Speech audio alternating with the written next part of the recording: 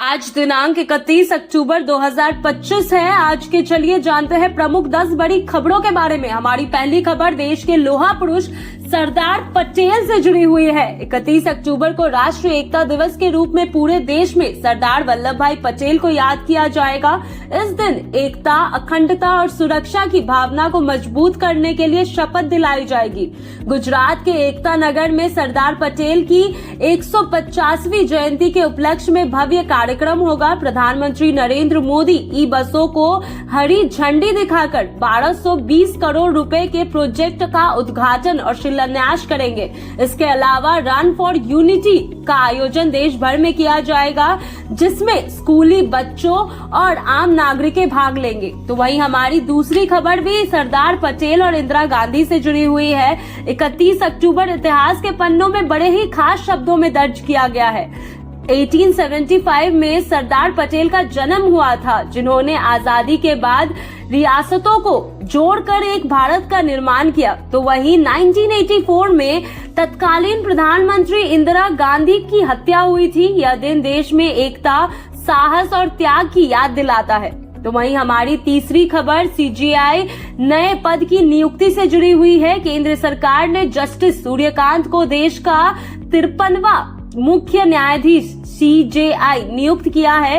वे 24 नवंबर को पद ग्रहण करेंगे और लगभग 14 महीने तक इस पद पर रहेंगे। जस्टिस सूर्यकांत पेगासस जासूसी मामले की जांच जैसे कई अहम न्यायिक समितियों का हिस्सा रह चुके हैं। तो वहीं हमारी चौथी खबर पटाखे और लाउड स्पीकर से जुड़ी हुई है। सुप्रीम कोर्ट के एक पूर्व न्यायाधीश ने कहा कि किसी भी धर्म में पटाखे फोड़ना और लाउड स्पीकर बजाना नहीं लिखा गया है। उन्होंने अफसोस जताया कि कोई नेता या धर्मगुरु प्रदूषण रोकने की अपील नहीं कर रहा है, जबकि यह जन स्वास्थ्य और पर्यावरण दोनों के लिए खतरनाक बन चुका है।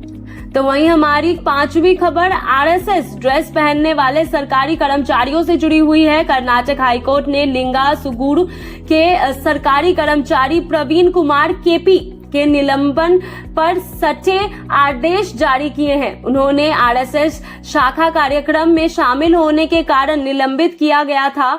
कोर्ट ने कहा कि सिर्फ ड्रेस पहनना या कार्यक्रम में शामिल होने से अनुशासनहीन साबित नहीं होता है। तो वहीं हमारी छठवीं खबर चक्रवाती तूफान मोंथा से जुड़ी हुई है। चक्रवाती तूफान मोंथा ने आंध्र प्रदेश, उड़ीसा और बंगाल में भारी तबाही मचाई है। अब तक 2 लोगों की मौत और 1.5 लाख एकड़ फसल की नष्ट होने की खबर आई है। तूफान कमजोर पड़ चुका है, लेकिन इसका असर नेपाल, बिहार, उत्तर प्रदेश और मध्य प्रदेश तक देखा जा रहा है। तो वहीं हमारी 7वीं खबर फेड के फैसले से जुड़ी हुई है। अमेरिकी फेडरल रिजर्व द्वारा ब्याज दरों में कटौती के बाद अब भारतीय रिजर्व बैंक आरबीआई पर भी रेपो रेट घटाने का दबाव बढ़ गया है। वित्तीय विशेषज्ञों का मानना है कि आर्थिक वृद्धि को गति देने के लिए आरबीआई को अब नरम रुख अपनाना चाहिए। तो वहीं हमारी 8वीं खबर केंद्रीय वाणिज्य मंत्री पीयूष गोयल से जुड़ी हुई है। केंद्रीय वाणिज्य मंत्री पीयूष गोयल ने विभिन्न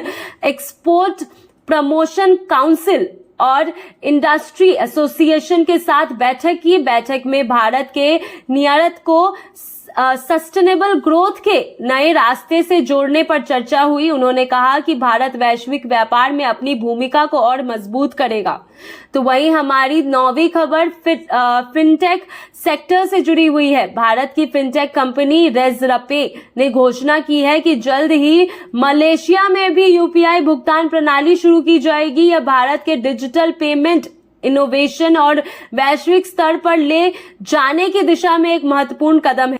तो वहीं हमारी आज की 10वीं खबर और आखिरी खबर बिहार चुनाव 2025 से जुड़ी हुई है। बिहार विधानसभा चुनाव 2025 को लेकर राष्ट्रीय जनतांत्रिक गठबंधन एनडीए अपना घोषणा पत्र 31 अक्टूबर को जारी करेगा।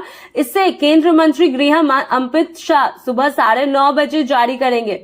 इस घोषणा पत्र में विकास, रोजगार, किसान कल्याण और सुरक्षा जैसे मुद्दों पर फोकस रहने की संभावनाएं जताई जा रही हैं।